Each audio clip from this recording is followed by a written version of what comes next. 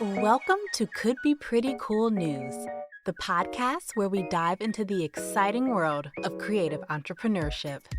I'm your host, Casey, and together we'll embark on a journey to explore this dynamic ecosystem from multiple angles, including academia, research and data, community building, and compelling personal narratives from creative entrepreneurs themselves. Get ready to be inspired, informed, and empowered as we uncover the stories and strategies behind building successful creative ventures. It's time to discover why the world of creative entrepreneurship could be pretty cool. Today, we're exploring the world of video games, an industry that's been making headlines recently, but not always for the reasons we hope. The gaming landscape has been rocked by a wave of layoffs, with several major companies announcing significant job cuts. These layoffs have been attributed to various factors, including economic pressures, project cancellations, and corporate restructuring.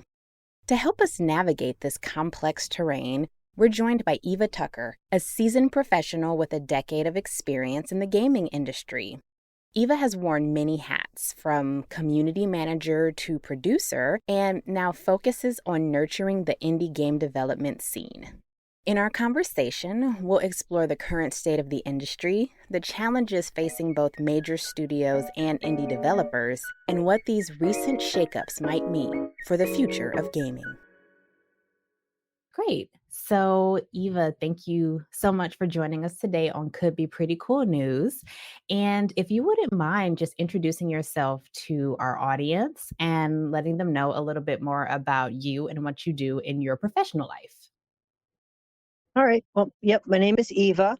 I have been in the game industry for about 10 years. I have been a community manager for the most part. The 10 years was community manager, 4 years as a producer.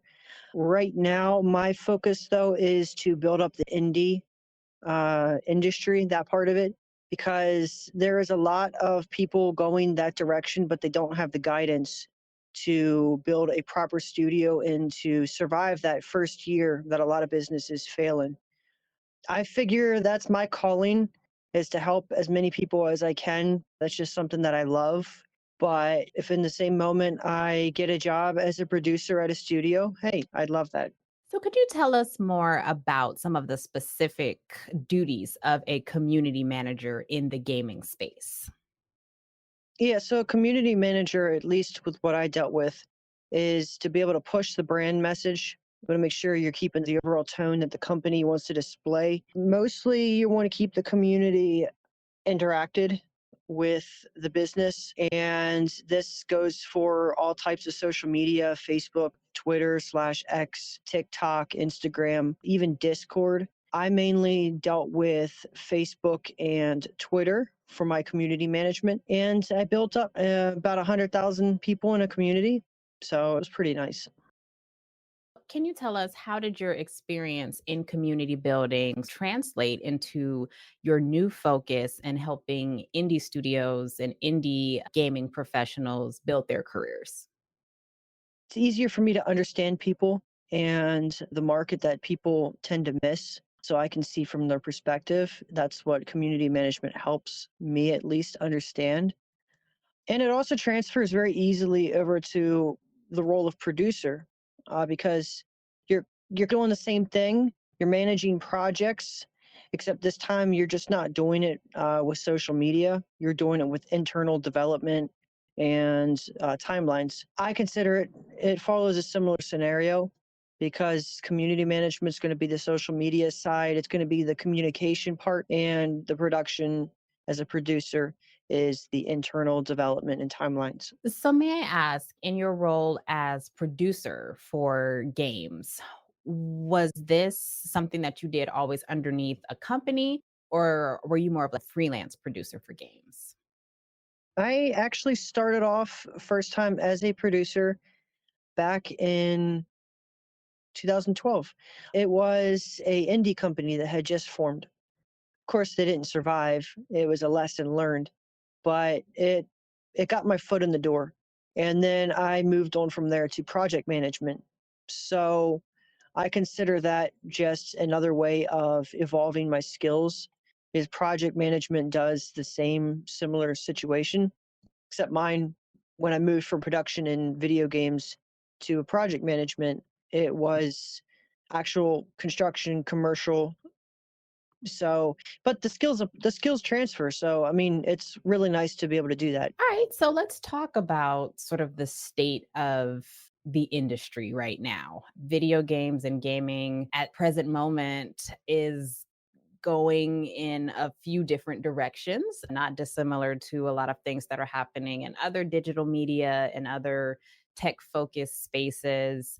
And so, what, in your opinion, is sort of like the current forecast for indie gaming studios specifically? What are some of the things that you're seeing, and what are some of the things that you hope are going to happen after this sort of course correction that seems to be going on? Well, of course, the industry is doing well, unbeknownst to what the layoffs are saying. It's really coming down to the big heads of the industry, the AAA companies. They're consuming up the market. And what that's causing is the other companies to close down because all that attention, all that money is going towards them. That is what we're seeing, especially with like Embracer and what's going on, the bad deals going on, causing these layoffs, although not all of them are money related. The layoffs, we're at 10,000 already. People laid off within like the first 3 months. It was 10,000 out of the entire year of last year. So layoffs are significantly higher, projected to still rise, probably be 16 to 18 by the end of the year. But what that means though is people have the chance to either create their own company, or what's going to happen is they're probably going to leave the industry. Now, what I'm seeing though is indie companies are forming. However, the percentage of success hasn't changed. Right now, out of all the studios, right now, according to statistics, I think 30% are actually do well and survive the first year, and like 7% of that actually makes a profit off the first game. So the numbers are really low. But I also don't want to discourage people from creating new studios because it's a risk, and whenever there's a risk, you can get a reward from that. That's no, that's really insightful, particularly because on this show, we want to encourage creative entrepreneurs to pursue their passions, but also be mindful of the potential challenges and the financial realities of whatever industry that they're going into. And so, on that note, as an expert in this field, for someone who in this moment is saying, okay, now this is my time to start developing this game that I've had on the back burner for a while. This is my time to start forming a studio.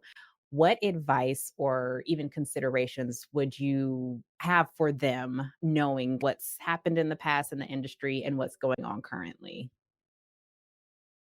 If the people that are going to be listening are in the game industry, I would recommend more to applying to roles than creating studios. Creating studios, you need the experience.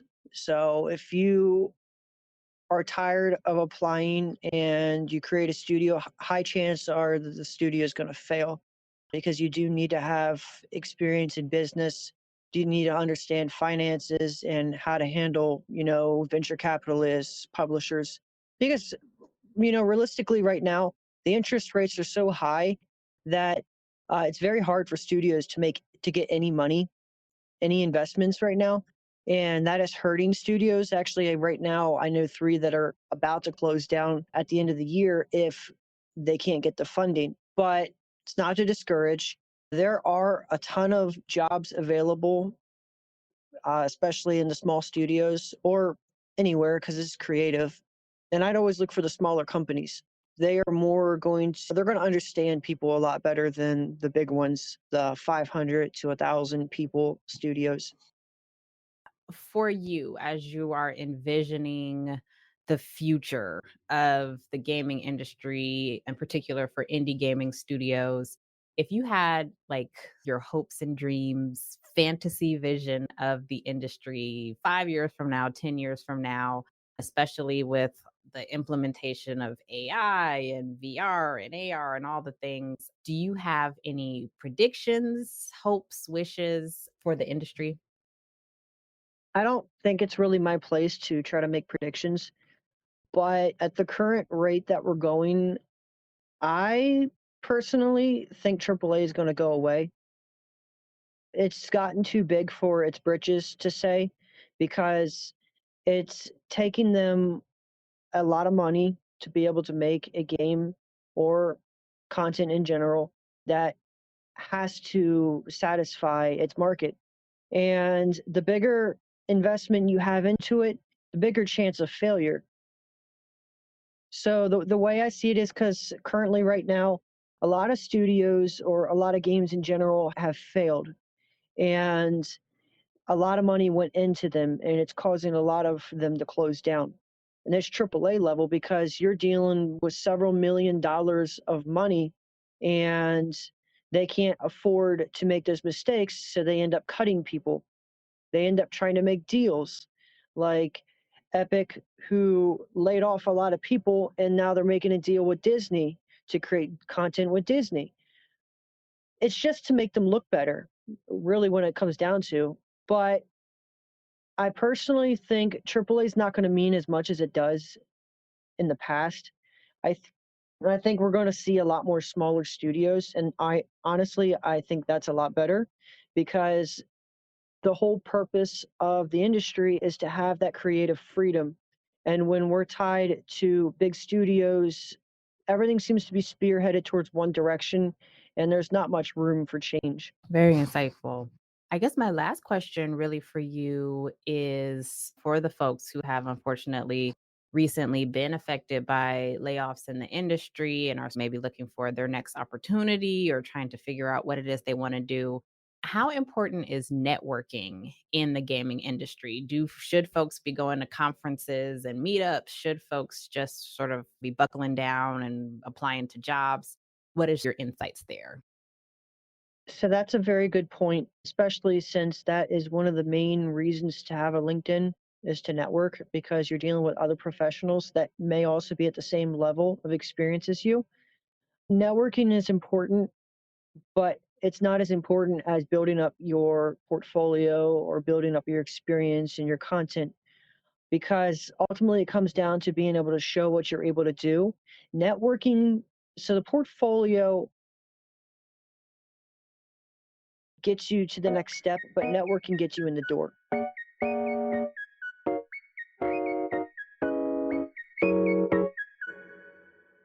Our next guest is KD, the visionary behind the Glow Palace.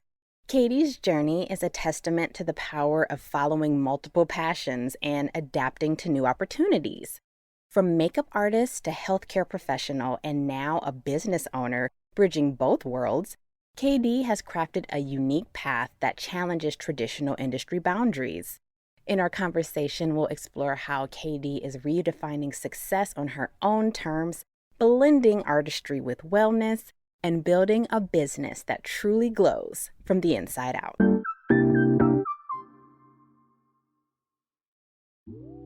My name is Katie McCauley. I typically go by being the CEO of the Glow Palace. I feel like the community helped me found the Glow Palace. So I feel like the CEO is a little bit better than saying the founder. I'm also the medical assistant and the makeup artist for the Glow Palace, like hands-on first lead. So the Glow Palace originally started as a beauty facility. So like it started back when I was just traveling doing makeup for people. Then I ended up going to school. So the makeup kind of branched off into doing like skin a little. And from that, it branched from me doing more so like being an actual makeup artist to me graduating and becoming a prestige makeup artist, because that is a difference, respectfully. And then from going to being a prestige makeup artist, I transitioned into doing production makeup, because that is still also a difference. Um, as I was going through production, COVID started coming into play a little bit. On film, we were already getting tested, but once like actual COVID hit, maybe like 3-4 months before COVID hit, my job had asked me if I wanted to go to school to be a CNA. Yeah, so they asked me to take a break from being in beauty and just switch to medical because they needed some more intake specialists. as a COVID intake specialist. So I was like, okay, let's see how that works. While I was there, I've always had a passion for people, but while I was in school, I noticed like a lot of people's, respectfully, their mental and internal well-being would be shown and expressed through their external appearance, whether it's their emotions, the way they're dressing, their body language for the day. A lot of people in class will always ask me like about my makeup. What made you leave makeup? And I was like, I didn't really leave it. I took a break a little to understand the health world a little bit. While there, I realized a lot of people could, because I would have clients, makeup clients, come to me and say like they felt beautiful, but something felt off. Whether it was their first time getting their makeup done or their 10th time with me getting their makeup done. I noticed being in the healthcare class, a lot of people would say like they feel and look great, like they look great, like they don't think they look bad, but internally something felt off, they felt wrong. So hearing it from both ends just flipped. I was like, well, I feel like you're just missing the other aspect. If you could connect those dots to get both sides balanced, maybe you wouldn't feel off so frequently. So going so from that more so, so I did not left being a nursing assistant, finished that program. I went to be a CPT, which is a phlebotomist technician. So we do more so specializing in like blood draws, things of that nature. So that's when I be able to see like people are the same, but people are different. Because of course, like everyone is a human, so we all have the main same things. But when you break down and look at like components of your DNA, there's a lot of variance. And a lot of sometimes those people don't think about those variants factor into like family. When it comes to health reasons, they factor into your physical appearance, meaning like your chromosomes of how you will be looking as you develop in life. So it was a lot of ways I felt like people didn't notice how can you be fully healthy if your mental, physical, and spiritual, financial, all of these still factor in because each one touches the next. So many people I feel like didn't know that there's a very fine line between the two. Beauty and health, yeah, they have two different names. They have technically two different definitions, but the definitions, you can't refer one without mentioning the other. Whenever if anyone ever tries to register a business, you have to register your business as a beauty and health facility or a health and wellness facility. It's one of the two.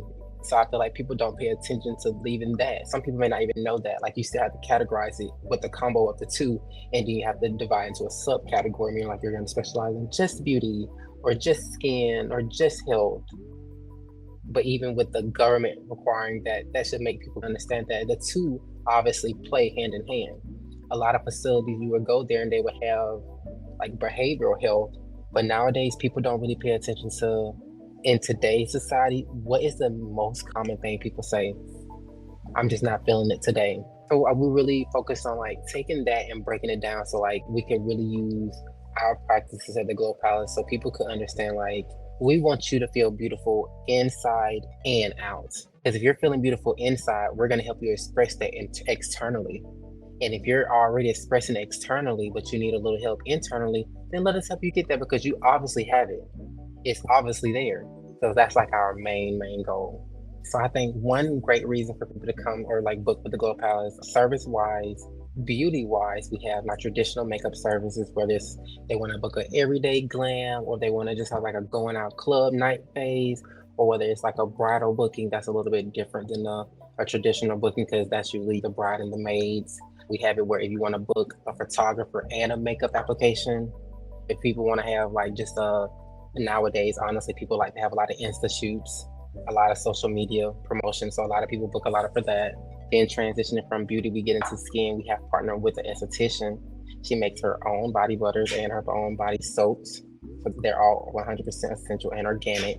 So on top of, we're trying to use that as a way to help break your skin down and get you better in office or at home, whichever way you book, and also still give you some remedies to have for your self-care, because self-care will help you overall. Because that's what a lot of people go day to day and they still forget about their own personal self-care.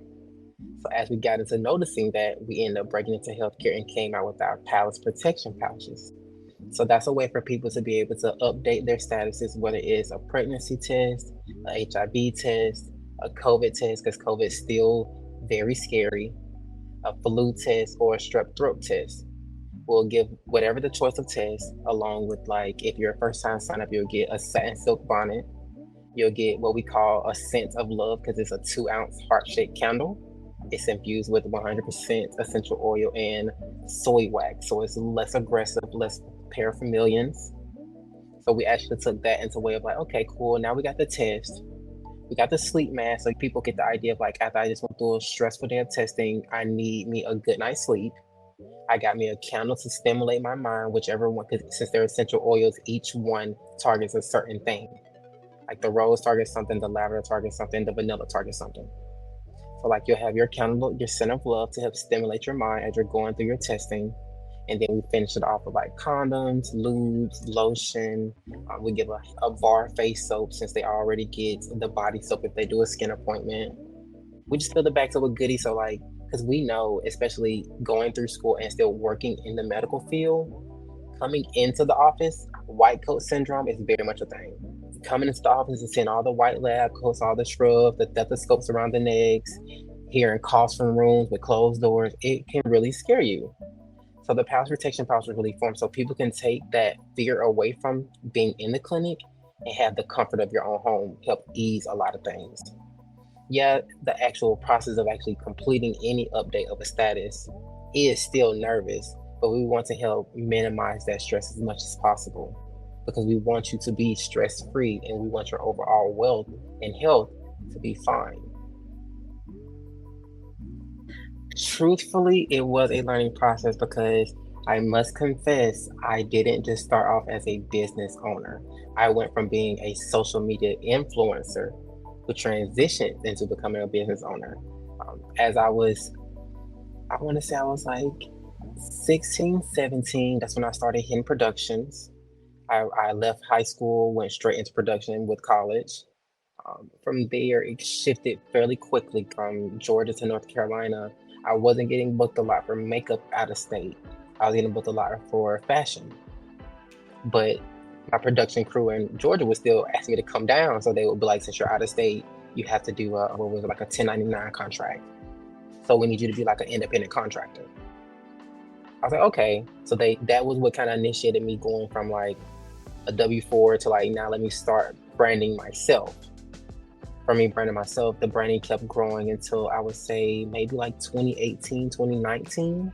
Ended up doing a big event with CultureCon up here in Atlanta. And they were like, okay, it's time for like, you have become too big for it just to be you. We need you to like get a team. Whether it's you and like 2 more people, you and 3 more people. They needed a booking for me it was like a 30-day booking. And it was like, we need you to have a team for this. So from that, I was like, okay, I need a team. I can't get a team and just have them for this one project and let it go. If it's becoming to the point where beauty booking is getting that evolved, then let me start building a team. So that's when I got like an assistant who pushed into being an intern. And then I coordinated with one of my actual clients who was in school to be an esthetician and coordinated her to end up bringing her into the team as she was working on her business. After that, right around the time that really got established, that project ended, that's when they were like, okay, now you're back here from school, want to go to the medical world. Once that question got asked, that's when I was like, okay, y'all are trying to move me real quick. Y'all are trying to take me from beauty, which I still love doing. I need to really establish me a business here now. It's time for my beauty business to really become a real established business and take off a little bit more than just being an individual. So that's when I actually registered my business all myself. Did a good bit of research. I don't remember if anyone would know. It was like an app that came out. I think it was called, it's like House Party. I think that was the name of it or something. It's like where you can do like virtual podcasts with people around the world and stuff. So I got on there for a while. You can look for different groups. So I would look up like entrepreneurs or like local business artists here in Atlanta or just in Georgia. I would just like hear what they were saying about different grants and stuff that were out there. That kind of didn't help me. But in the midst of looking for grants, I learned like, okay, I need to register my business for either a sole proprietor, a LLC, a nonprofit. I know what those words mean now. I know like At the moment, I wasn't ready to be like full on a business. So I was like, let me just do my business as a DBA, which is just doing this business name. So it just holds it until you're ready to launch. So I was like, okay, I know that. So let me learn that. So from doing that, I learned for me to actually like pull in government tax money, you need a business account. Going to the bank, they don't help you a lot, but they give you like at least like your first 10 steps of like what you need to do to really start your business. Like they'll tell you, well, you need an EIN number, so that means you have to get it registered. They'll tell you, for me, I had to go through the Secretary of State for Georgia. Like they gave me a little printout with like 5 or 6 checkoffs. And as I was calling those people, they gave me another little list to do each one. I would say overall, it wasn't too fairly expensive though. It was pretty much easy, but it's just, they don't make you realize that after you get registered, it really is on you to get known and to get your funding. Now, me balancing the two worlds, I don't want to say it's difficult, but it's a little easy just because, respectfully, like I work at a facility that is priority like my community, like the LGBT community, or it's mostly like women. So when they come in for a medical service, one, just me being naturally sweet to them, they're gonna automatically gravitate towards me because like I'm going against the norms. Like I'm a trans girl, but I come to work with no makeup on all the time. In my eyes, I feel like I come to work and show people like you don't have to come in here doing the most. I want you to come here completely comfortable. I want you to come here feeling like just as if you never left your house. I want you to be completely relaxed, not stressed out. Don't feel like you have to change the way you act when you're here. And I really implement that when it comes to makeup services. So when girls, guys, anyone comes in here, I try to always reach them where they need to be reached, reach them like where they are. That's how I do beauty-wise. So being at the office, people will come in, they'll ask for anything, just random things. It doesn't be like even major things. And so sometimes I have to just like sometimes I have to take a step back and slow my brain down and really analyze what they say they needed, and then also the information they provided me, so I can also determine what else I know they need. Sometimes, being in the medical world, I have to do an assessment every patient. I have a set number of questions, and I don't know if people ever notice, but technically most medical facilities always are going to ask you some kind of depression screening. A lot of times, especially with the community I am in, typically a lot of that comes, the response back is due to society, how society feels about them, the stuff society has pushed off onto them. So that's when, for me, not necessarily just beauty comes into play, because beauty isn't just makeup.